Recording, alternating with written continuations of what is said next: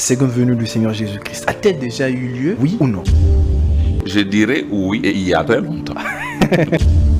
Si la seconde venue a eu lieu il y a très longtemps, ça a eu lieu quand on peut quand même spécifier le temps dans lequel la venue a eu lieu. Je peux vous donner le temps dans lequel la venue fut achevée en 63, quand la nuée de gloire est apparue. Dans la nuée de 63 était une venue du Seigneur Jésus-Christ. C'est la fin de la venue. C'était la fin de la venue. Oui. Vous avez dit que l'enlèvement concerne l'église épouse, Oui. c'est-à-dire les nations. Oui. Mais la seconde venue, c'est pour exclusivement les Juifs. Exactement. Mais comme vous dites que la venue a déjà eu lieu en 63, on va faire allusion directement à William Branham.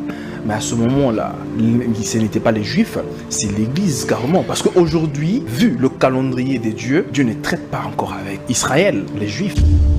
Je sais que William Branham traitant avec les nations pour l'enlèvement, c'est sous les signes du Fils de l'homme. Mais quand la nuée vient, il n'est plus fils de l'homme, il vient prendre son propre trône, ses sujets rachetés, il devient fils de David. Et là, c'est exclusivement pour les Juifs.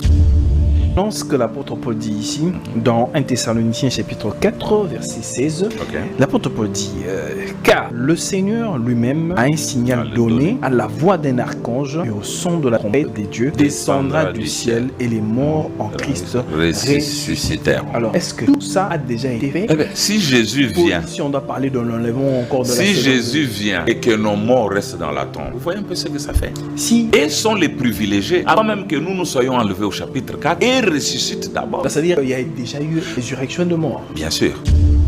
Parce que vous parlez de la venue a déjà eu lieu. Sommes-nous dans le millénium ou non?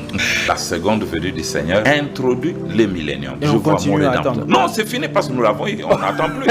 Maintenant, nous prêchons l'histoire de ce que Dieu a accompli aujourd'hui. Nous sommes en train de prêcher l'histoire. Bien sûr. Mais apparemment, C'est de l'histoire, il n'y a plus d'actualité. Parce que c'est Il contradictoire. n'y a plus de futur.